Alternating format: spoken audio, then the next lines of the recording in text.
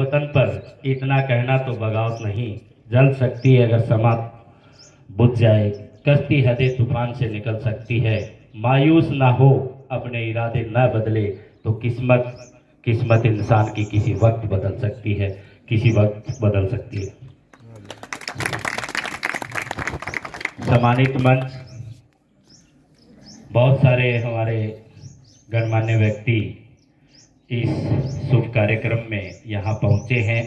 मैं ज़्यादातर लोगों को तो नहीं जानता, लेकिन पवन Kumar ji director FM radio Hisar, आज़ाद दुवन जी और भी बहुत सारे सम्मानित साथी अभी जो वक्ता यहाँ पे बोल रहे थे, बहुत गहराई से इस गुरुकुल की जो परंपरा है, गुरुकुल की जो चाहत है कि गुरुकुल हमें क्या देते थे और क्या हम गुरुकुलों से अभी जो पिछड़े हुए हैं, जो पुराने प्राचीन काल में से हमारे गुरुकुल जो हमें शिक्षा दीक्षा के केंद्र होते थे, जहाँ पे व्यक्ति निर्माण होता था, केवल शिक्षा नहीं होती थी, व्यक्ति निर्माण होता था और व्यक्ति निर्माण से ही राष्ट्र निर्माण होता है।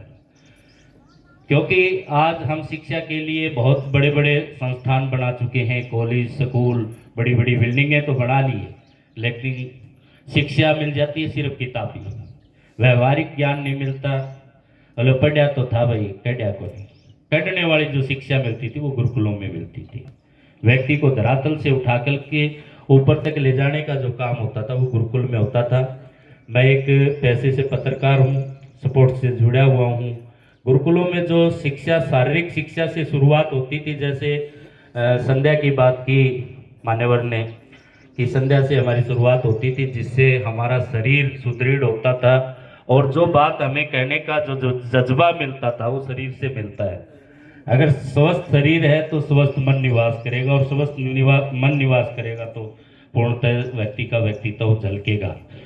यही कार्य आज गुरुकुल करते हैं और जहाँ भी गुरुकुलों की जो संख्या पहले बहुत ज़्यादा होती थी, आजकल कम हो चुकी है। ये सुरेंद्र पुनिया जी ने जो यहाँ पे शुरुआत की है, मैं इसकी जब नींव रखी गई थी तब भी आया था और बहुत सारे महानुभाव इस गुरुकुल को संचालन के लिए अपनी अपनी जो आहुति डालनी चाहिए थी वो डाल करके गए। क्योंकि कोई भी संस्थान डोनेशन से चलता है और डोनेशन हम जैसे लोग अगर अपनी नेक कमाई में से थोड़ा थोड़ा अगर देते हैं तो एक जो विचार है, जिस विचार को हम पैदा करना चाहते हैं, जिस संस्थान को चलाना चाहते हैं, उस संस्थान में हम सबके सहयोग से एक व्यक्ति अकेला चना बाहर नहीं फोड़ सकता।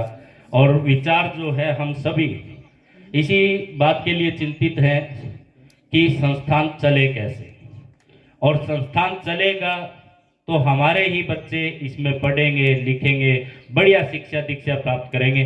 आज रोजगार की बात करें तो रोजगार सबसे बड़ी समस्या है। अगर विश्व स्तर पे भारतवर्ष के आंकड़े देखें तो बहुत ज़्यादा आंकड़े दर्शाए जाते हैं संस्थाओं के द्वारा कि भाई रोजगार की जो समस्या है वो भारत में बेरोजगारी इतनी ज़्यादा है कि हम सोच भी नहीं सकते। बेरोजगारी किस लिए कि सभी को नौकरी चाहिए। अभी हमारे महानुभाव कह रहे थे कि नौकरी सबको चाहिए, नौकरियां दे नहीं दे रही सरकार, तो रोजगार सब रोजगार की तरफ हमारे जो कदम है वो बढ़ने चाहिए। ये एक सच्चाई है कि जिस स्वरोजगार की तरफ ले जाने का एक प्रयास इस गुरुकुल के माध्यम से किया जा रहा है वो बधाई के पात्र है कि बच्चा यहाँ से शिक्षा दीक्षा भी ले और स्वरोजगार की तरफ बढ़े, ताकि उनको नौकरियों की तरफ ना देखना पड़े, नौकरी देने वाला बनना पड़े। क्योंकि जब स्वरोजगार करेगा तो एक अकेला व्यक्ति काम नहीं करता, वहाँ बहुत सारे लेबर चाहिए होती है, वर्कर चाहिए होते हैं और टैलेंटेड जो स्किलफुल जो लोग हैं वो चाहिए होते हैं। और वो स्किल हमें कहाँ मिलेगी? इस तरह के जो संस्थान चल रहे हैं वहाँ से स्किल मिलेगी और वो आगे जाकर के लोगों के बीच में एक उदाहरण पेश करेंगे कि देख भाई हमें क्या करेगी नौकरी, हम नौकरी से ज़्यादा कमा रहे हैं, नौकरी दे रहे हैं, बहुत सारे लोगों को रोजगार दे रहे हैं। सरकार भी ये प्रयास करती है, समय समय पे बहुत सारी स्कीमें चलाती हैं कि जो युवा है आज का वो स्किल प्राप्त करे और वो अपना रोजगार, स्वयं का रोजगार शुरू करे। देश के अंदर एक सुई, देश के अंदर अगर कोई एक सुई का निर्माण भी करता है तो वो धनाढ़ है। क्योंकि जब हम उत्पादन पैदा करना शुरू करते हैं, चाहे कुछ भी उत्पाद करें, बनाएं, छोटे बड़े, तो वो उत्पाद ही आदमी को जो है हर आदमी की आवश्यकताओं को देखते हुए उत्पाद बनाना सीख जाता है व्यक्ति, और शुरू अपनी छोटी फैक्ट्री बड़ी फैक्ट्री लगाना शुरू कर देता है, तो वो रोजगार देने वाला बन जाता है। लेकिन हम लोगों की एक ही, पहले जो अंग्रेज पढ़ाते थे उनको क्लर्क चाहिए होते थे सिर्फ, कि भाई हमारे काम करने वाले क्लर्क पैदा करने हैं।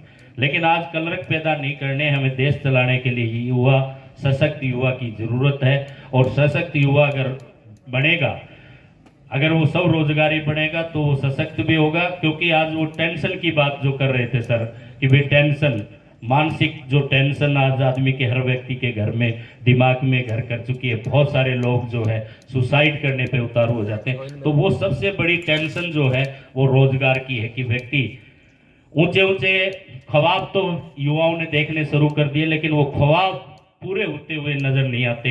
इस कारण भी व्यक्ति को टेंशन होती है। और वो टेंशन में क्या करता है, या तो वो सुसाइड करता है या नशे की गर्त में जा रहा है युवा। और उस युवा को नशे की गर्त से बचाने के लिए अच्छी शिक्षा चाहिए, अच्छा शरीर चाहिए, अच्छी जो मार्गदर्शन उसको चाहिए। उस तरह का जो सारा विचार जो है वो मिल सकता है, तो वो इस तरह के गुरुकुलों से मिल सकता है। तो मैं ज़्यादा समय नहीं लूँगा क्योंकि मैं बड़ा वक्ता नहीं हूँ। जितनी बात आती है खेल के लिए हम प्रयास, अभी हमारा जो परिचय दिया गया है वो खेल के लिए, ग्रैपलिंग कुश्ती से मैं जुड़ा हुआ हूँ, पत्रकार भी हूँ। पत्रकारिता के अलावा एक सामाजिक सरोकार जो पूरा करना चाहिए वो खेल के माध्यम से कर रहा हूँ। मैं चाहता हूँ कि ज़्यादा से ज़्यादा युवा खेल खेले। और खेल को हम इसलिए नहीं खेलें कि हमें बड़े बड़े मेडल चाहिए, बड़ी बड़ी उपलब्धियाँ चाहिए। इसलिए खेलना चाहिए कि युवा जो है हमारा स्वस्थ हो, और जो फालतू का समय व्यक्ति के पास में बचता है, एनर्जी खपत का जो समय बचता है, वो युवा इधर उधर की बजाय खेल मैदानों में अपनी जो एनर्जी को वेस्ट करे और ताकतवर बने।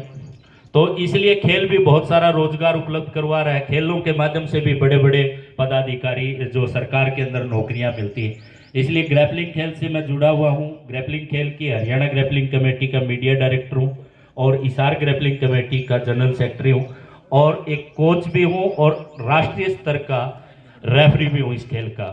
और अभी अभी हाल ही के अंदर अंतर्राष्ट्रीय स्तर पे 18-19 नवंबर को वर्ल्ड चैंपियनशिप में इस उम्र में 40 की उम्र में ब्राउन मेडल इस देश के लिए जीत करके लेके आया है। हमें इसलिए खेल आज भी इसलिए खेलते हैं कि युवा हमसे थोड़ी शिक्षा ले सके, युवा मार्गदर्शन ले सके, कि जब इस उम्र में ये खेल की भावना रखते हैं, खेल मैदान में खेलना पसंद करते हैं, तो हम क्यों ना करें। इसलिए बुढ़ाक गांव में, दूर दराज का गांव है शहर से, और बहुत सारे युवा यहाँ पे हमारे साथ जुड़े हुए हैं खेल से। हम प्रयास करते हैं, गुरुकुल में भी एक सेंटर शुरू करने का प्रयास करेंगे कि यहाँ भी कुश्ती, ग्रैपलिंग, कबड्डी, इस तरह की जो संपूर्ण शरीर का जो गठन युवाओं का होना चाहिए, वो प्रयास करेंगे। यहाँ भी केंद्र बिंदु बने ये बुढ़ाक गांव का गुरुकुल। क्योंकि मैंने यहाँ देखा है शमशान घाट के अंदर सेंटर चलाते हैं बच्चे कुश्ती का, उनको प्रॉपर जगह जो है नहीं मिली है अभी तक, खेल मैदान नहीं मिल पा रहे हैं। तो गुरुकुल जैसी संस्थान है, जगह है काफ़ी है, यहाँ भी अगर शुरू करेंगे तो जो इस गुरुकुल की मर्यादा है उसमें रह करके अगर वो शिक्षा दीक्षा और स्पोर्ट्स करेंगे तो युवा हमारा आगे बढ़ेगा। इन्हीं शब्दों के साथ मैं आपसे विराम चाहूँगा। बहुत बहुत धन्यवाद। जय हिंद, जय भारत।